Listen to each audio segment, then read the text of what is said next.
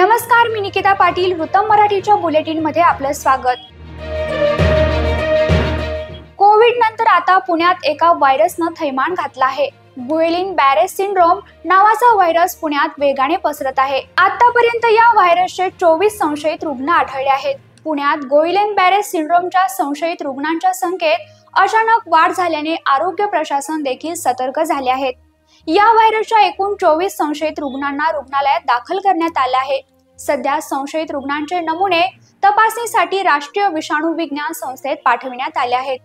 तपासणी अहवाल मिळेपर्यंत हे रुग्ण कोणत्या आजाराचे आहे हे स्पष्ट करता येणार नसल्याचे आरोग्य विभागाचे म्हणणे आहे. दरम्यान आरोग्य विभागाने या प्रकरणी शीघ्र कृती पथक स्थापन करण्याचा आदेश काढला आहे. दाओस मध्ये वर्ल्ड इकॉनॉमिक फोरमचे काल रात्री उद्घाटन झाल्यानंतर आज पहिल्याच दिवशी महाराष्ट्राचे मुख्यमंत्री देवेंद्र फडणवीस यांच्या नेतृत्वात विक्रमी 4,99,321 कोटींच्या गुंतवणुकीचे सामंजस्य करार केले आहेत.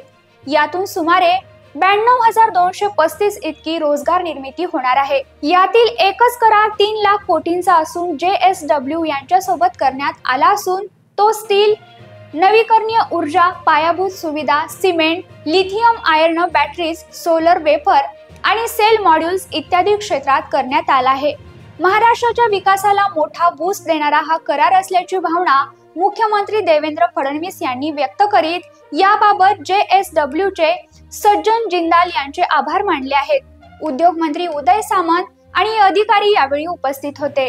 डोनाल्ड ट्रम्प यांनी दुसऱ्यांदा अमेरिकेच्या अध्यक्षपदाची सूत्रे हाती घेता त्यांनी अनेक धक्कादायक निर्णय घेतले आहेत, ज्याचा परिणाम संपूर्ण जगावर दिसून येत आहेत.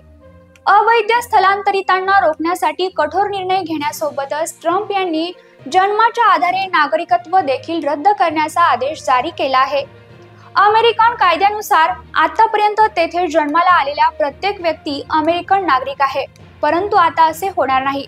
ट्रम्प यांच्या या निर्णयामुळे मेक्सिको आणि कॅनडा सारख्या देशांवर तसेच भारतावर परिणाम होणार आहे, कारण दरवर्षी अमेरिकेत राहणाऱ्या हजारो भारतीयांना तेथील नागरिकत्व मिळते, जे आता पुढे कठीण होऊ शकते.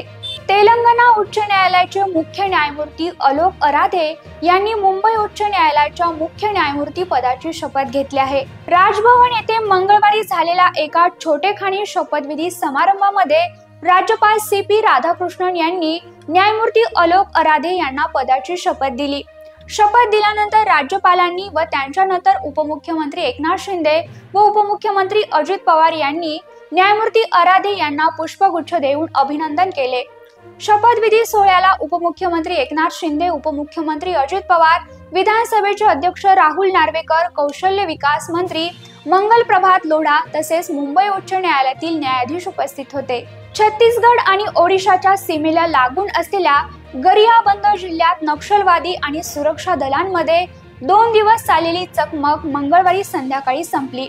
मिळालेल्या माहितीनुसार छत्तीसगडमधील गरियाबंद जिल्ह्यात सुरक्षा दलांनी 27 नक्षलवाद्यांचा खात्मा केला आहे.